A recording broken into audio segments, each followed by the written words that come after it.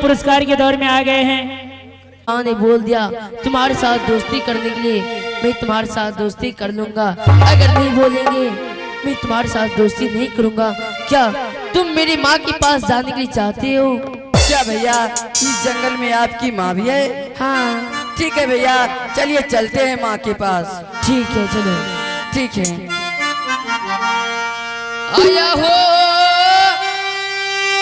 चालिया हो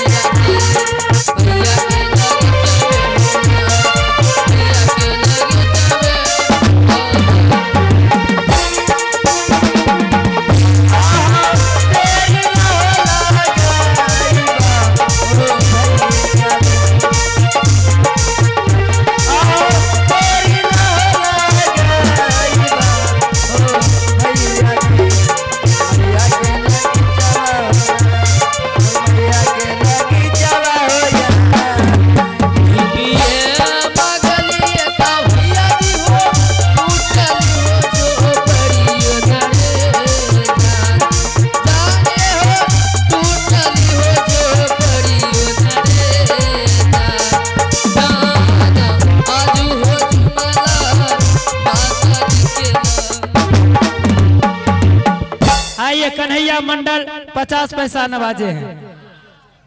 धन्यवाद। और कर तेरे भरोसे झोपड़ी में चली जाती हूँ, लेकिन जब मैं सूखी भोजन मांग कर अपने बेटे के लिए लाई हूँ, ना जाने मेरा बेटा ध्रुव कहाँ चला गया। इस वक्त मैं पुत्र के बिना बार बार तड़पती रहती हूँ और मेरा बेटा आज्ञा के बिना झोपड़ी से बाहर बार बार चला जाता है। बेटा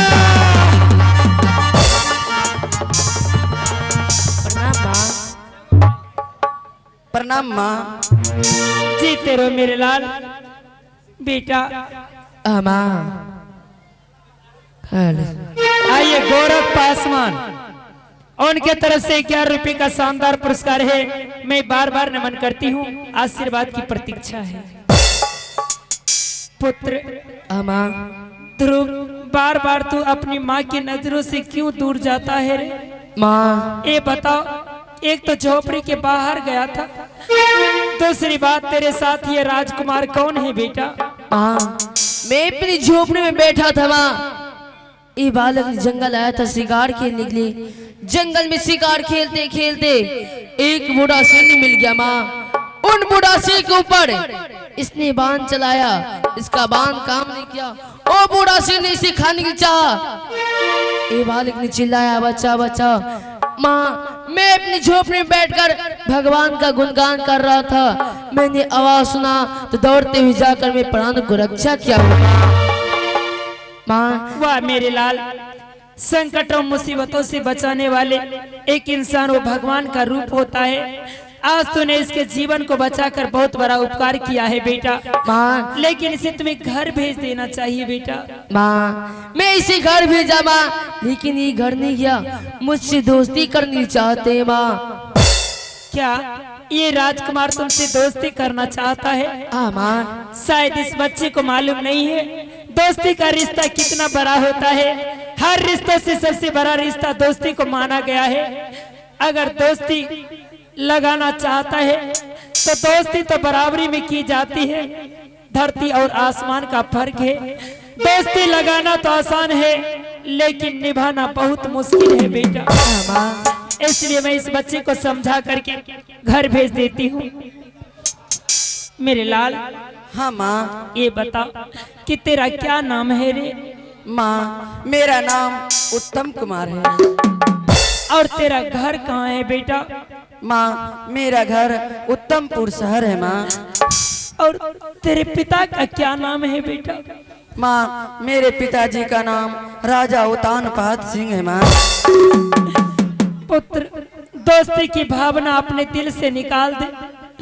जा लौट जा अपने माता पिता के घर, तुम्हारा इंतजार करते होंगे। ये दोस्ती नहीं हो सकती बेटा। नहीं नहीं माँ, मैं इस भैया से दोस्ती करना चाहता हूँ। बेटा हाँ दोस्ती तो मैं लगा भी दूंगी, तो मेरा बेटा ही इस दोस्ती को कबूल नहीं कर सकेगा। दोस्ती के बीच गरीबी और अमीरी देखा जाता है। एक राजकुमार होकर के तुम किसी राजकुमार का हाथ जाकर थाम ले। मेरा बेटा अभागन का पुत्र है, ये कभी तुमसे दोस्ती निभा नहीं सकेगा। माँ, दोस्ती के लिए गरीबी और अमीरी नहीं देखा जा सकता है। दोस्ती के लिए सिर्फ एक दिल चाहिए और एक प्यार चाहिए माँ। हाँ माँ। अरे ये तो अच्छा बोल रहा है। दोस्ती की खातिर प्यार और दिल दिमाग सब कुछ होना चाहिए। हाँ माँ। लेकिन मेरे बेटे के पास शान शौकत किस्मत कुछ नहीं है बेटा, इसलिए जाओ अपने माता पिता के पास चले जाओ। मैं मंजूर नहीं करती इस दोस्ती को। नहीं माँ।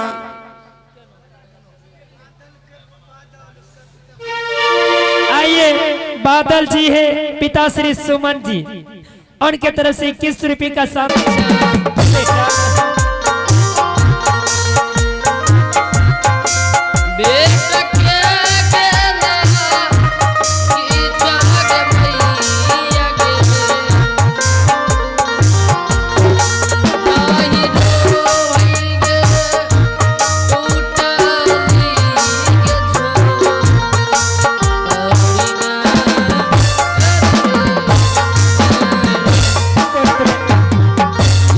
हम लोगों का यही धर्म है, किसी की इच्छा जिज्ञासा पूरी कर देना।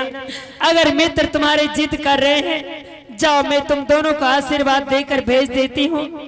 और बेटा उत्तम, मैं तुमसे इतना कह देती हूँ, सुबह जा रहा है, शाम को मेरे बेटे को मेरे पास भेज देना। ठीक है माँ। अगर मेरा बेटा नहीं आएगा तो पुत्र के बिना रो रो कर मर जाऊंगी। नहीं माँ। अपनी हवेली दिखा देना, 52 कोठली की हवेली सोने की है। और तू अपने माता पिता का प्रणाम छुआ के आशीर्वाद दिला देना। क्यों नहीं माँ। और मेरा बेटा ध्रुव वापस लौट जाएगा। ठीक है माँ। राज्य घराने में महाराज ऊंचे सिंहासन पर बैठते हैं और मित्र का पिता एक महाराज है, उनके साथ तो कोई बदतमीजी नहीं करेगा। जाओ मित्र के माता पिता को प्रणाम कर लेना, ये नहीं भूलना बेटा। जब तक तू लौट कर नहीं आएगा बेटा, मैं तेरे लिए अपने कलेजे पर पत्थर रख लूंगी। लेकिन मैं सूखी भोजन तेरे बिना चौपड़ी में नहीं खाऊंगी। जाओ अपनी माँ के ख्याल को रखकर शीघ्र आना बेटा। माँ तुम झोपड़ी में बैठकर मेरी इंतजार करोगे माँ। मैं मित्र ही का महल देखकर मैं जल्द से तुम्हारे पास आ जाऊंगा माँ।